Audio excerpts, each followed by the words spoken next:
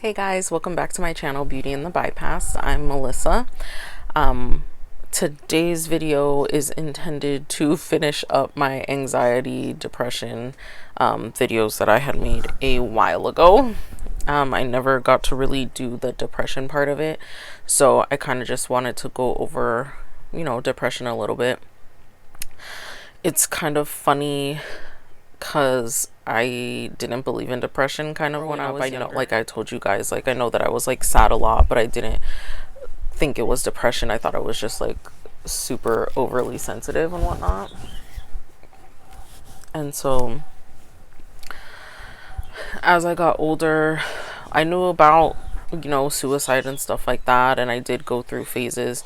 I mostly remember in middle school where I would think about suicide, but I think that was more just me being dramatic, which is sad. I remember doing a presentation on this is not funny, a presentation on suicide in middle school, and I remember I had to like write my report or whatever, and then this little icon popped up on my dad's computer that said, "I see that you're writing a suicide note" or something, and I was like, the fuck, no I'm not.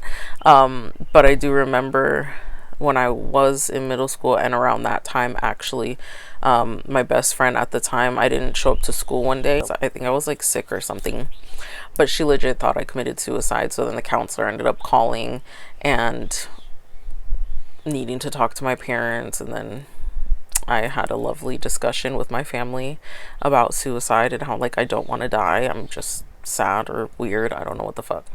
But still, at that point, I didn't really, like I said, I didn't realize that I had depression and whatnot. Like, as I got older, like, I was sad a lot because of, occasional family difficulties. I mean, my parents are divorced, so a lot of that, there's just a lot of emotion going along with that. And then also, a lot of my stuff did stem from friendships, and I don't want to say like my insecurities, but my weight, just with being heavy, I always of course felt like I wasn't pretty enough, I wasn't good enough. I was always like looking for a best friend my whole life, just like one best friend that would, be there for you for everything and you're there for them for everything. That literally had continued probably until like a year ago. Maybe I realized that, you know I'm just not meant to have one best friend, and I'm just here to be there for everybody, I guess.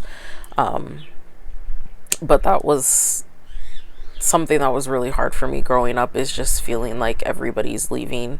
I had a lot of friends leave. It didn't help that we moved a lot when I was younger too, so I ended up having to switch schools a few times, and of course losing the friends that I had. And then when we finally did settle down at one place, I do still have some friends from like high school that I talk to, which is nice. But even with college, I went through some friends and some fucking stupid ass drama.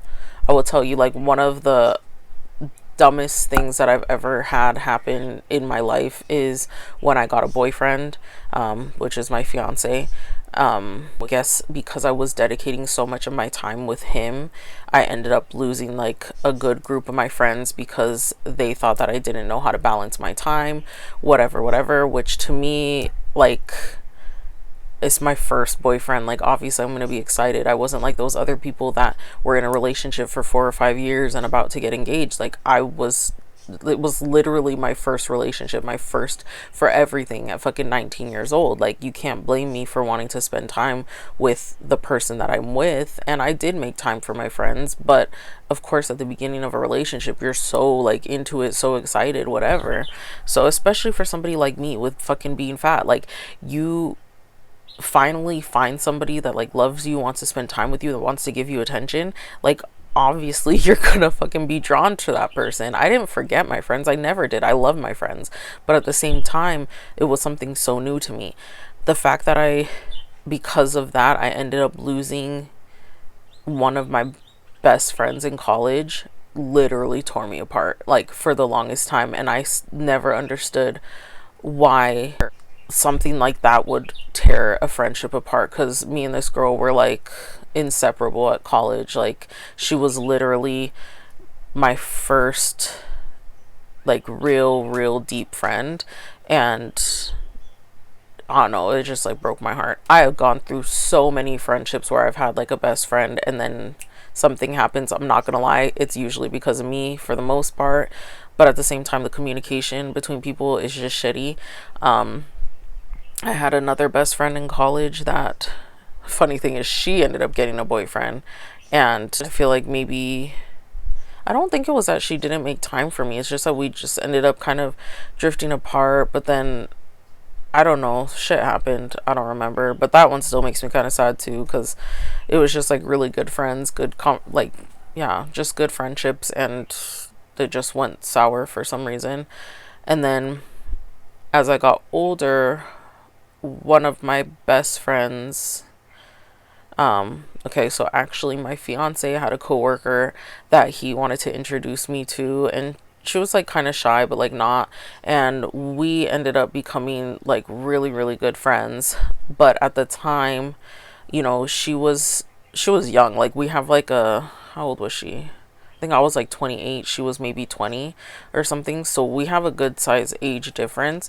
But at the same time, she was like pretty mature for her age. And I, obviously, like, I'm 31, but I still act like I'm fucking like 22.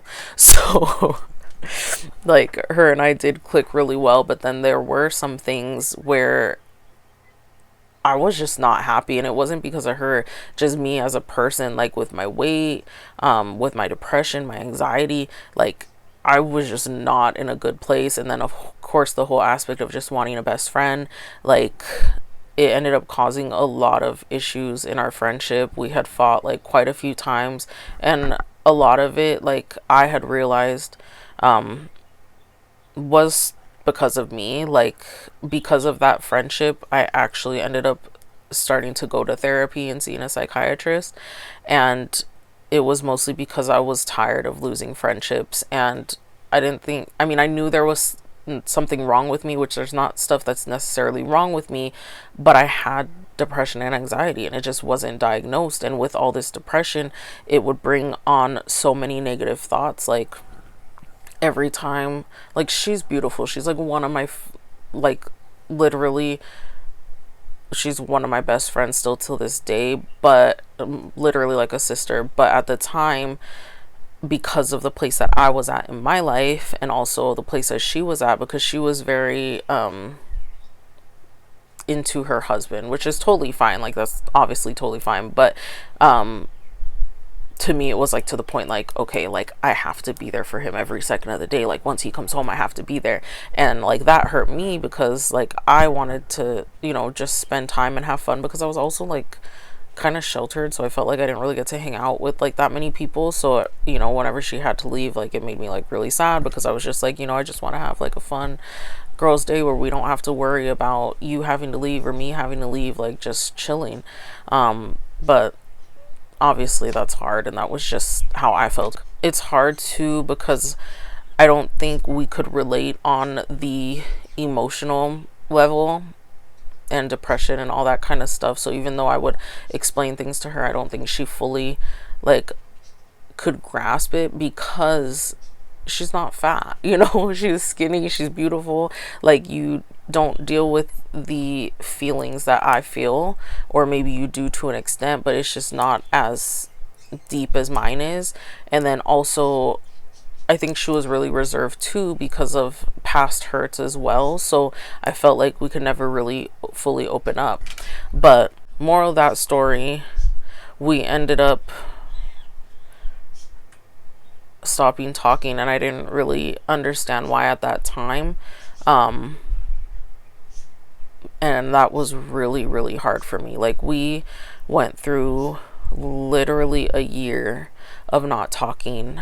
She gave birth to her son, or she got pregnant, which I heard through the grapevine, because she had worked with one of my old coworkers from Safeway. And I was broken, like, when I heard that she was pregnant, because I remember when we were friends, we would always talk about, you know, like, oh, what if I get pregnant? And I would be like, I would totally be there for you. Like, I'd be like the best auntie to your son or daughter or whatever. And so when I found out that she was pregnant, like I remember just breaking down crying because like I wanted to be there, you know, for somebody, and for her, because I know she didn't have family here on the island and everything. So I mean, thankfully enough for her, she ended up making really good friends where she worked, so she did have that support and stuff. But I mean, it still broke my heart. And then I had found out that she was going to be moving back to the mainland because they're military. And so when I found out about that, I was even more sad because I just never really got closure on why our friendship like fully ended when I was trying to work on myself to better me and our friendship. And I ended up texting her one day and she responded. We ended up reconnecting. I met her son, and when we got back together, it was as if like that whole year and a half like never happened. But we didn't fight. I'm literally gonna start crying.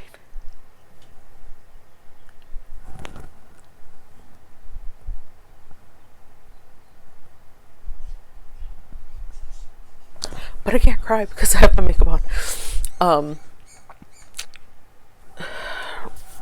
So yeah, we reconnected thankfully like a month or two before they had to move.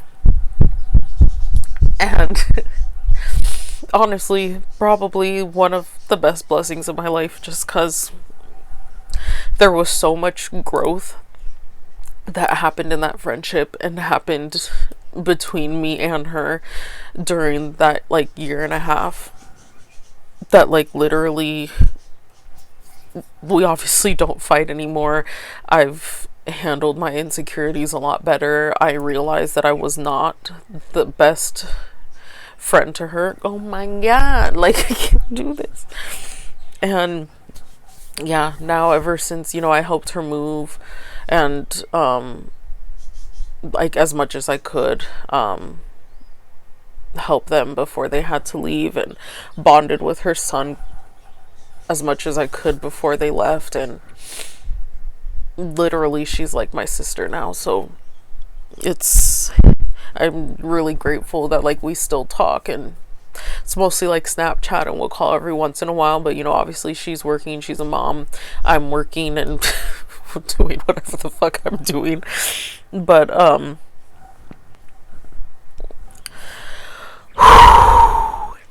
yeah, it was just a lot that we had gone through, and I'm beyond grateful because this is one of those things where I feel like God did put her in my life for a reason. At the time, our friendship had helped me get over a different friendship that was going sour at the time. And then also, you know, if that didn't happen in our friendship, I probably wouldn't have gone to therapy yet. I wouldn't have gotten medication for my depression and all that kind of stuff. So that whole situation was just like a blessing in disguise. Hey guys, I just didn't want to make the video too long, so there is going to be a part 2, so stay tuned for that. Thanks.